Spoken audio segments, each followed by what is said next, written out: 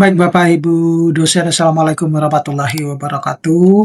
Bayangin Bapak Ibu dosen, kalau satu jurusan itu bisa butuh lebih dari 50 juta rupiah hanya buat akreditasi.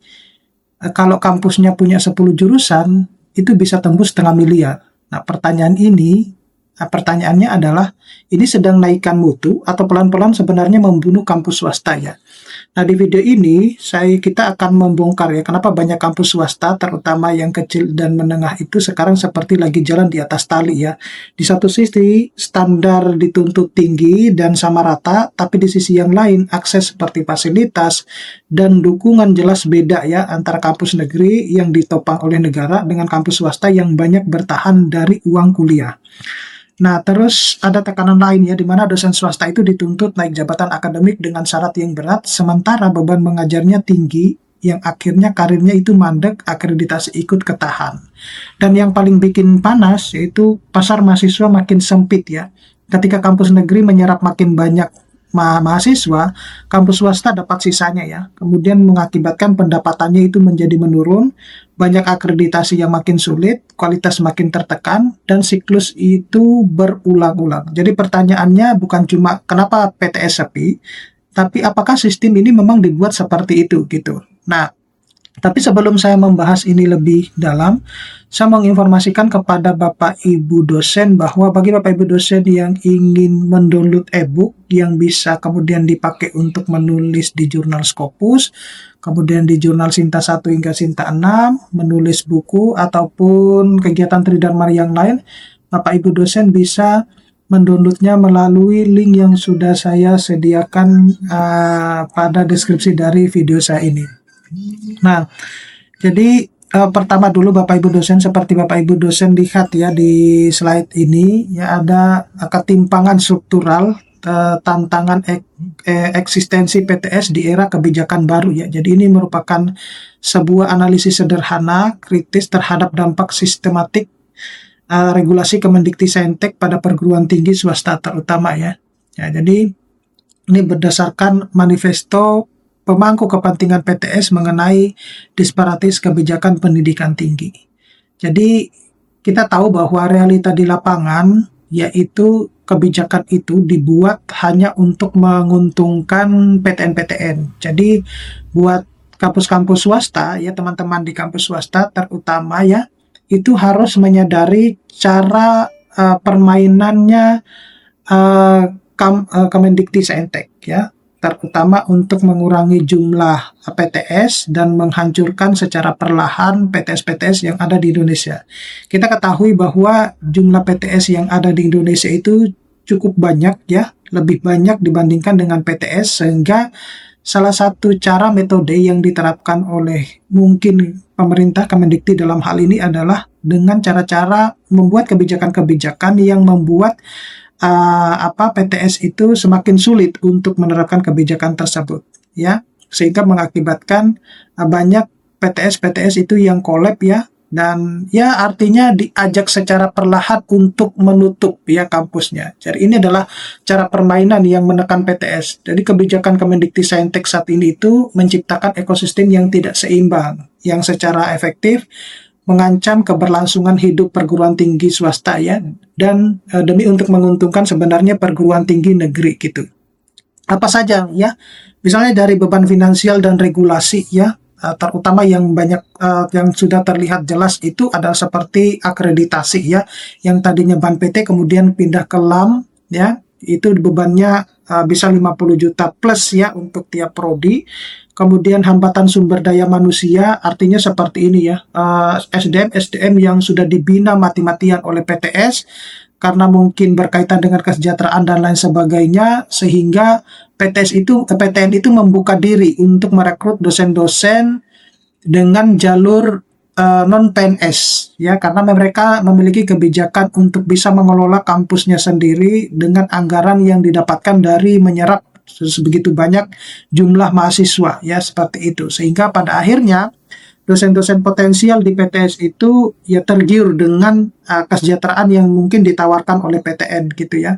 Kemudian ada distorsi pasar ya terkait dengan penerimaan jumlah mahasiswa baru ya. Kita ketahui bahwa PTN itu seakan-akan dibiarkan bebas oleh Kemendikbudristek ya untuk menerima begitu banyak jumlah mahasiswa ya, sehingga pada akibatnya itu berdampak pada penurunan jumlah mahasiswa secara drastis di PTS. Nah, padahal saya juga tidak mengerti bahwa apakah dengan jumlah mahasiswa yang begitu banyak diterima oleh PTN itu mutunya terjamin, kemudian kapasitas atau fasilitas yang disediakan oleh PTN itu terjamin atau tidak, karena beberapa laporan dari teman-teman dosen di PTN itu bahwa banyak mahasiswa yang kemudian protes bahkan demo dengan UKT yang dibayar begitu besar, tetapi bahkan mereka tidak pernah menginjakan kaki di kampus ya, karena kuliahnya online gitu ya. Nah, ini yang harus diperhatikan oleh ini.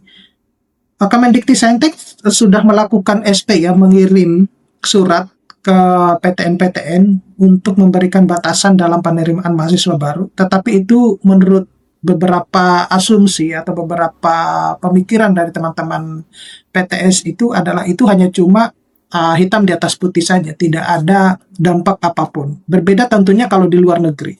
Kalau di luar negeri karena semuanya terkontrol oleh pemerintah sehingga tidak ada ketimpangan ya, ketimpangan yang begitu besar antara PTN dan PTS ya, terutama dalam penerimaan mahasiswa baru, fasilitas yang didapatkan oleh mahasiswa dan lain sebagainya. Nah, itu yang harus semestinya kalau misalnya pemerintah dalam hal ini adalah Kemendikbudristek berpikir bahwa proses kemajuan suatu bangsa itu bukan hanya ditopang oleh PTN saja, tetapi ada kontribusi dari PTS juga, maka semestinya ini harus dipikirkan ya.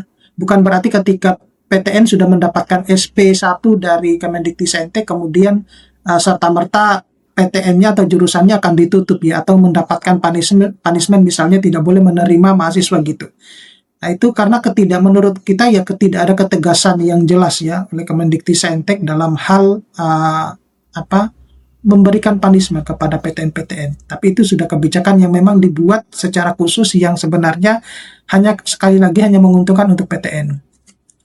Nah, kemudian ini komersialisasi legitimasi ya untuk transisi dari BAN PT ke LAM ya. Kita ketahui bahwa suatu prodi atau jurusan yang ingin meningkatkan akreditasinya ya, maka prodi tersebut itu harus membayar uang sekian puluh juta ya untuk proses akreditasi tersebut. Nah, ini tentunya bukan hal yang asing buat teman-teman PTN ataupun PTS ya yang melakukan akreditasi ya.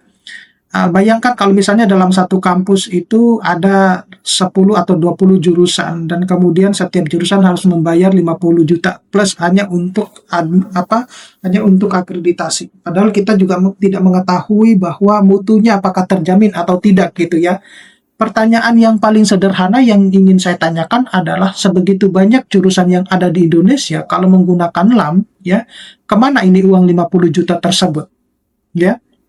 Apakah semuanya dibayarkan untuk asesor ketika mengunjungi atau melakukan penilaian asesmen di lapangan atau sebagaimana? Ini yang harus kita pertanyakan juga ya. Jadi jangan kita itu hanya cuma memberikan uang tapi pelaporannya tidak ada ya, terutama untuk yang di LAM.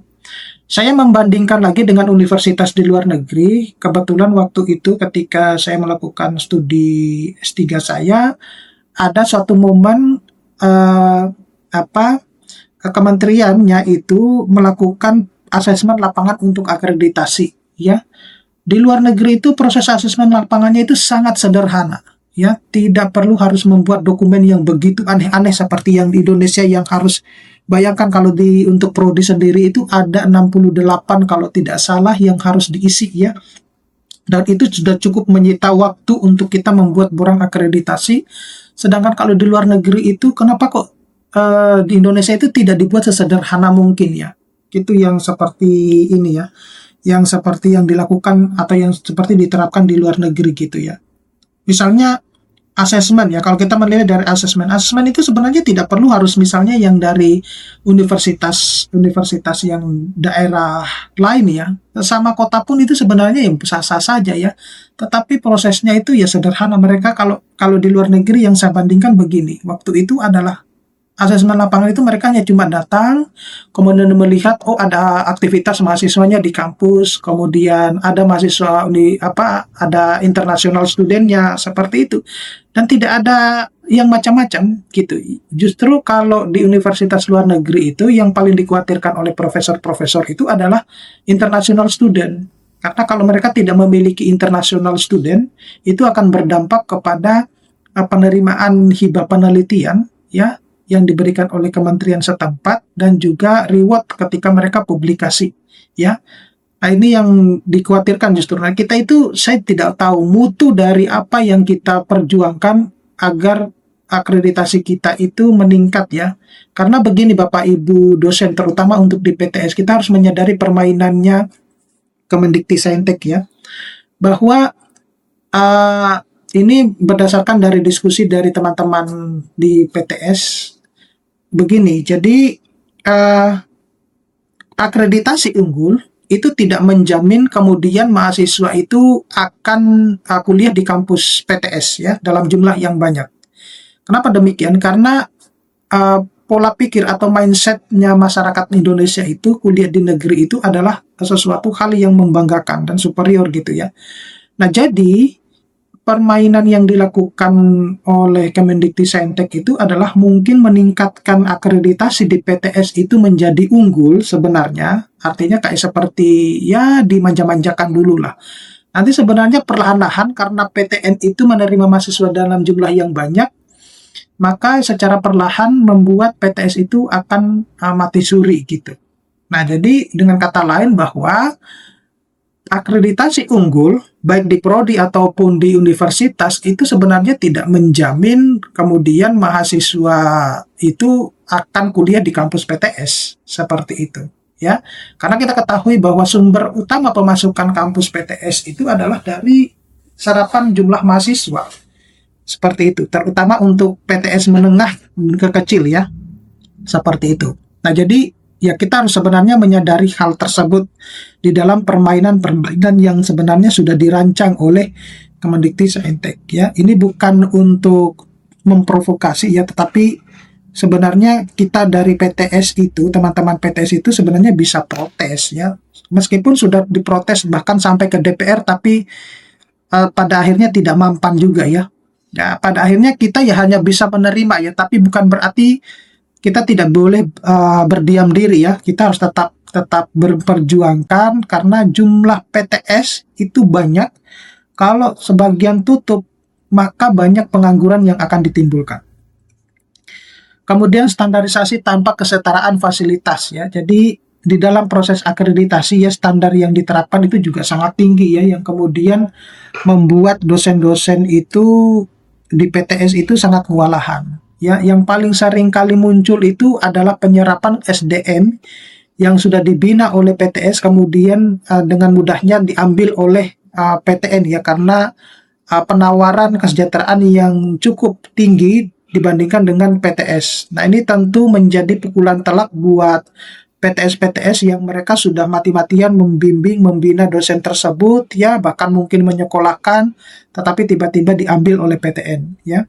Kemudian tuntutan dalam akreditasi ya. Kita ketahui bahwa kalau misalnya sumber pemasukan PTS itu dari mahasiswa sudah berkurang, maka tentunya mereka untuk merekrut dosen juga berpikir gitu. Nah, di sisi yang lain, akreditasi itu menuntut adanya ini, misalnya rasio dosen dan mahasiswa, kemudian level pendidikan dosennya, ya itu yang menjadi pemikiran juga PTS-PTS gitu ya. Nah, tentu kalau teman-teman dosen yang mungkin berpendidikan katakanlah doktoral atau yang lain untuk melamar ke PTS, mereka berpikir ulang gitu. Nah, sedangkan di sisi yang lain akreditasi menuntut bahwa kalau misalnya dosennya itu adalah memiliki pendidikan, level pendidikan yang lebih tinggi, maka dan jabatan akademik yang lebih tinggi, maka itu kesempatan untuk lebih unggul itu terbuka lebar ya. Tetapi di sisi yang lain PTS juga berpikir mati-matian untuk bisa merekrut dosennya ya, mengingat mereka sumber pemasukannya sudah berkurang gitu. Jadi tuntutan sama, standar akreditasi itu disamaratakan untuk seluruh universitas tanpa sebenarnya memandang status. Nah, kapasitas berbeda ya, seperti PTS itu memiliki fasilitas dan SDM yang terbatas dibandingkan dengan PTN yang didukung oleh anggaran negara. Jadi, kita itu menuntut hasil yang sama dengan input sumber daya yang timpang. Itu adalah sebenarnya definisi ketidakadilan struktural, gitu. Nah, selanjutnya itu adalah merger ya, solusi semu yang menjadi beban baru. Nah, ini sebenarnya kalau saya membaca waktu itu ya, beberapa PTS-PTS yang dalam tanda kutip sudah collab itu disuruh merger ya ke PTS-PTS yang lain. Nah, sebenarnya kalau PTN itu berpikir bahwa ingin memajukan pendidikan di Indonesia, kenapa nggak disuruh merger aja ke PTN gitu ya? Kenapa kok harus disuruh mergernya ke PTS yang pada akhirnya itu menjadi beban tersendiri buat buat PTS sendiri gitu ya. Nah, ini tentunya kita juga harus menyadari ya. Ada beberapa kampus yang merger ya dari kampus yang tadinya sudah mau collab kemudian merger ke kampus yang yang mungkin dalam tanda kutip ya dia mampu ya pada waktu itu. Tapi seiring dengan perjalanannya waktu dengan kebijakan-kebijakan yang dibuat pada akhirnya ini menjadi beban buat PTS tersebut ya. Yang dimana beban itu mereka harus menggaji dosennya, kemudian harus merawat fasilitas dan lain-lain sebagainya. Padahal dari segi pemasukan tidak ada sama sekali yang dihasilkan dari PTS merger tersebut. Nah, ini yang harus kita sadari juga bahwa kita sudah tidak bisa lari di sini ya. Kalau untuk mahasiswanya diselamatkan oke lah, tapi dosennya itu yang sudah tidak bisa tertolong gitu. Jadi kebijakan merger sesama PTS ini seringkali dipromosikan sebagai efisiensi, namun realitasnya menciptakan sebenarnya kompleksitas administrasi dan finansial baru. Nah, kunci wawasannya itu adalah alih-alih menyelamatkan ya, merger seringkali mempercepat keruntuhan karena penyatuan dua entitas dengan sumber daya terbatas yang tidak otomatis menciptakan kekuatan baru. Nah, kemudian ada stagnasi karir ya. Jadi ini merupakan tembok tebal jabatan akademik dosen. Seperti kita ketahui bahwa kemarin itu sudah terbit ya peraturan Kemendikti-Saintek nomor 52 tahun 2025 dan bahkan sudah dilakukan sosialisasi, ada juknisnya juga, bahkan juknisnya sudah sampai ke tahap kedua. Tetapi yang perlu diketahui sebagai pembuat kebijakan bahwa kita menyadari ya di dalam peraturan tersebut itu untuk menaik jabatan itu tidak lagi hanya sekedar skokus, tetapi sudah ditentukan kuartilnya. Nah, yang perlu diketahui oleh pembuat kebijakan bahwa untuk berhasil publikasi di jurnal-jurnal yang sesuai dengan kuartil yang telah ditetapkan, itu juga harus ditunjang dengan fasilitas riset yang mumpuni, gitu ya. Kemudian harus ditunjang dengan kebiasaan menulis ya. Nah, kalau misalnya untuk kita menciptakan penelitian yang bagus, yang bisa berhasil publikasi di jurnal bereputasi, kalau fasilitasnya saja itu tidak terpenuhi dengan baik, ya kita tidak bisa, akan sangat sulit untuk publikasi di jurnal internasional bereputasi. Di sisi yang lain, di peraturan itu tidak memperbolehkan paper review itu dijadikan sebagai misalnya syarat khusus di situ. Padahal paper review sekarang itu juga berkembang hampir mirip dengan original riset sebenarnya. Nah, ini yang harus dipahami oleh pembuat kebijakan, bahwa mungkin kalau misalnya dengan adanya paper review dijadikan sebagai syarat khusus, itu bisa membantu teman-teman dosen yang fasilitas kampusnya adalah laboratorium, terutama tidak secanggih PTN-PTN. Nah, ini yang harus disadari oleh teman-teman dosen ya, pembuat kebijakan terutama. Nah, ini saya juga tidak paham dalam membuat ini, tapi itulah sudah kita yang sebagai dosen ya kita menerima aja lah Bapak Ibu dosen ya. Nah, tapi itu tadi bahwa mimpi teman-teman dosen PTS misalnya mau loncat jabatan dari lektor ke guru besar itu ya akan sangat sulit dengan apa yang disyaratkan seperti itu. Sekali lagi bahwa kita untuk bisa publikasi di jurnal internasional bereputasi tentu harus ditunjang dengan penelitian yang bagus, validitas laboratorium yang bagus, dan yang lain sebagainya gitu ya. Kalau kita sendiri untuk tidak bisa berlangganan jurnal saja sudah kesusahan ya, apalagi mau ditambah lagi dengan persyaratan untuk ke jurnal internasional yang cukup berat. Jadi syarat berat kenaikan jabatan akademik ini dipersulit dengan persyaratan yang tidak realistis bagi dosen dengan beban kerja tinggi di PTS.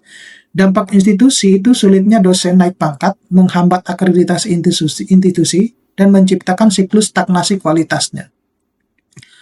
Kemudian ada disparitas kesejahteraan ya tenaga pengajar. Ya jadi saya tidak paham dengan sistem yang ada di Indonesia ini setelah saya balik dari studi saya itu. Kalau di luar negeri itu dosen ya cuma dosen nasional ya, tidak ada dosen PNS non PNS gitu.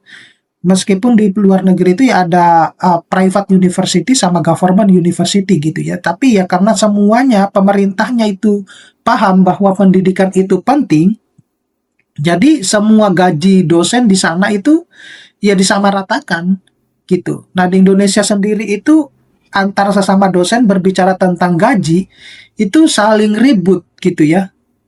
Padahal yang masuk ke rekening itu ke rekening masing-masing gitu. Artinya kita tidak juga mengambil hak-haknya orang lain gitu ya.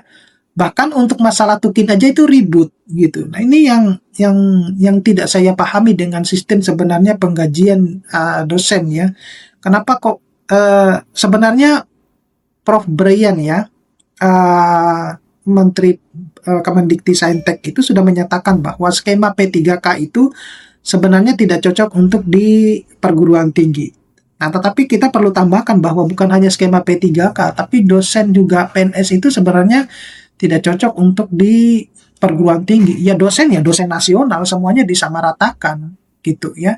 Makanya kalau di luar negeri itu kenapa disamaratakan? Jadi begini, kalau di luar negeri itu bahkan mereka kalau berhasil publikasi itu mereka dapat reward dari pemerintahnya, bahkan dapat reward dari kampusnya. Dosen-dosennya yang masuk dalam 2% peneliti handal itu juga mendapatkan reward dari pemerintah gitu. Ya. Kemudian mereka kalau misalnya international conference ya, itu juga difasilitasi oleh pemerintah, mulai dari dosen sama mahasiswanya gitu. Dan bahkan mereka itu punya fasilitas untuk lecturernya itu kalau international conference untuk pesawatnya adalah kelas bisnis gitu. Jadi ini pengalaman saya saja. Jadi kalau kita melakukan international conference itu nanti kita apply ke website yang sudah disediakan oleh pemerintah ya. Kemudian nanti ya dalam waktu sekejap kita sudah mendapatkan uang saku untuk beli tiket dan lain sebagainya gitu. Dan itu bukan difasilitasi oleh kampus tapi pemerintah gitu ya. Padahal PTS-nya padahal kampusnya adalah kampus swasta gitu. Nah, di Indonesia belum sampai pemikiran sampai sejauh itu ya. Nah, jadi kemudian untuk monopoli pasar ya, ini adalah keran terbuka bagi PTN dan kekeringan bagi di PTS ya. Jadi kita ketahui bahwa calon mahasiswa itu lebih memikirkan untuk masuk di PTN. Kemudian masyarakat itu juga mendukung sebenarnya karena pola pikir yang diterapkan itu sebenarnya lebih menguntungkan untuk PTN. Dan pada akhirnya karena PTN itu tidak memiliki batasan ya, karena mereka diberikan kebebasan ya oleh pemerintah ya, mulai dari terbentuknya PTNBH dan lain sebagainya itu sebenarnya itu sudah salah ya, sehingga mereka memiliki kebebasan untuk menyerap mahasiswa sebanyak-banyaknya ya, tanpa memikirkan fasilitas mahasiswa yang akan didapatkan, kemudian ketersediaan hal dan sebagainya seperti itu ya. Padahal kita ketahui bahwa dari sekian puluh mahasiswa yang masuk, berapa yang akan menjadi sukses? Kita ketahui bahwa banyak juga pengangguran-pengangguran yang diciptakan dari PTN-PTN seperti itu. Jadi ini perlu mungkin kalau dilihat sama adik-adik ya, bahwa masuk ke perguruan tinggi manapun, PTN maupun PTS itu tidak menjamin ketika saudara lulus itu akan sukses. Ya sama halnya ketika kita berobat ke dokter, ketika kita pulang minum obat dari dokter itu juga tidak menjamin kemudian kita akan sembuh dari penyakit seperti itu. Ya, jadi ini yang harus disadari sebenarnya oleh calon mahasiswa bahwa kuliah di perguruan tinggi itu sebenarnya hanya cuma untuk merubah, salah satunya adalah merubah mindset ya, bukan kemudian untuk menciptakan besok ketika sudah lulus nanti akan sukses, bukan gitu. Jadi sekalipun kita kuliah di PTN, kalau misalnya hanya cuma datang ke kampus pulang, ya nggak ada juga hasilnya gitu. Kemudian siklus kemunduran sistematis ya, jadi monopoli mahasiswa PTN itu akan secara signifikan mengurangi pendapatan ya PTS, dan pada akhirnya tidak mampu membayar ya akreditasi LAM maupun gaji dosen, dan pada akhirnya mengakibatkan penurunan peringkat akreditasi dan SDM, dan juga pendaftaran mahasiswa itu juga akan semakin kecil ya. Nah, ini kebijakan-kebijakan ini berdiri sendiri, mereka saling mengunci untuk sebenarnya mempercepat kematian institusi swasta. Nah, ini kesimpulan, jadi menolak pembunuhan, menuntut keadilan, jadi stop beban baru ya, hentikan pemaksaan merger dan biaya akreditasi yang mencekik, regulasi yang berimbang ya, sesuaikan dengan standar akreditasi dan syarat jabatan akademik dosen dengan realitas sumber daya di PTS, dan keadilan pasar ya, ini berlakukan pembatasan kuota PTN untuk menjaga ekosistem pendidikan yang sehat. Jadi pendidikan tinggi swasta itu bukan pelengkap, melainkan mitra negara. Nah, kebijakan itu harus membina, bukan membinasakan. Oke, saya kira cukup sekian Bapak Ibu dosen, mudah-mudahan ini bisa bermanfaat. Nanti kita akan ketemu pada video-video selanjutnya. Saya Iri, Assalamualaikum warahmatullahi wabarakatuh.